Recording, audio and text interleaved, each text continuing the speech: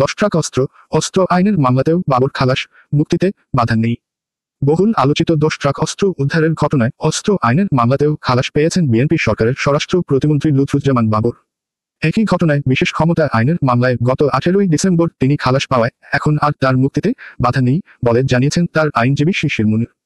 তিনি বলেন, আমি আশা করি আজকে এ অর্ডার কমিউনিকেট হবে এবং দ্রুততম সময়ের মধ্যে তিনি জেল থেকে মুক্তি পাবেন। তিনি কেরানীগঞ্জ কারাগারে আছেন।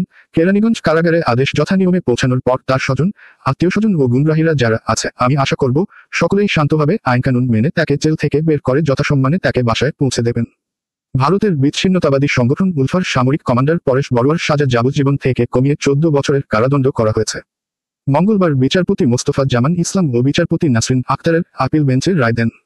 আসামির পক্ষের আইনজীবী শিশির মুনির বলেন, এ মামলায় 14 জনের সাজা হয়েছিল।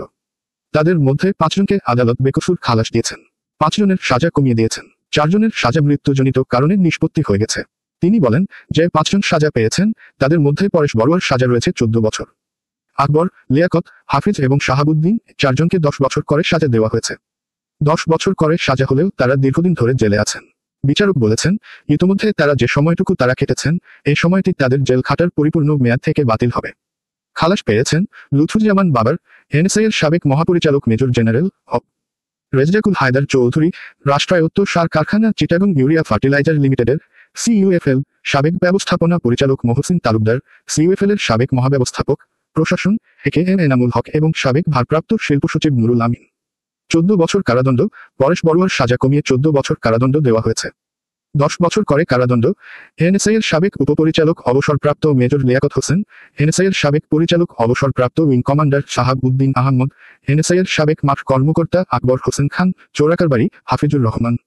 তারা চিহ্ন মৃত্যুজনিত কারণে মতিউর রহমান নিজামী, দীন মোহাম্মদ, আব্দুর রহিম ও আব্দুস সোবহানের আপিল বাতিল ঘোষণা করা হয়েছে। 2004 সালের 1 এপ্রিল চট্টগ্রামের সিইউএফএল ঘাট থেকে জব্দ করা হয় 10 ট্রাক অস্ত্রের চালান। এ নিয়ে বন্দরনগরীর কর্ণফুলী থানায় অস্ত্র আইন ও বিশেষ ক্ষমতা আইনে চোরাচালানের অভিযোগ এনে 2টি মামলা করা হয়। পরে তদন্তে দেখা যায়, চীনের তৈরি এসব অস্ত্র ও গোলাবারুদ সমুদ্রপথে আনা হয় ভারতীয় বিচ্ছিন্নতাবাদী সংগঠন উলফা-র জন্য। বাংলাদেশের ভূখণ্ড ব্যবহার করে সীমান্ত পাড়ি দিয়ে ওই চালান ভারতে নিয়ে যাওয়ার কথা ছিল। 2014 সালের 30 জানুয়ারি চট্টগ্রামের বিশেষ ট্রাইব্যুনাল এই মামলার রায় দেয়। অস্ত্র আইনের মামলায় আসামিদের সবাইকে যাবজ্জীবন কারাদণ্ড দেওয়া হয়। আর বিশেষ ক্ষমতা আইনের মামলায় সাবেক শিল্পমন্ত্রী ও জামায়াতে ইসলামীর আমির মতিউর রহমান নিজামী, সাবেক স্বরাষ্ট্র প্রতিমন্ত্রী লুৎফুজ্জামান বাবর, ভারতের বিচ্ছিন্নতাবাদী সংগঠন উলফার সামরিক কমান্ডার পরেশ বড়ুয়া এবং 2টি গোয়েন্দা সংস্থার ঊর্ধ্বতন কর্মকর্তা সহ 14 জনকে মৃত্যুদণ্ড দেওয়া হয়। গত 18 ডিসেম্বর হাইকোর্টের রায় এই মামলায় বাবরসহ 7 জন খালাস পান। পরেশ বড়ুয়ার মৃত্যুদণ্ডের সাজা কমিয়ে দেওয়া হয় আমৃত্যু কারাদণ্ড এবং 4 জনকে দেওয়া হয় 10 বছর করে কারাদণ্ড। এছাড়া মতিউর রহমান নিজামী ও আব্দুর রহিম মারা যাওয়ায় তাদের ক্ষেত্রে মামলা অকার্যকর হয়ে যায়।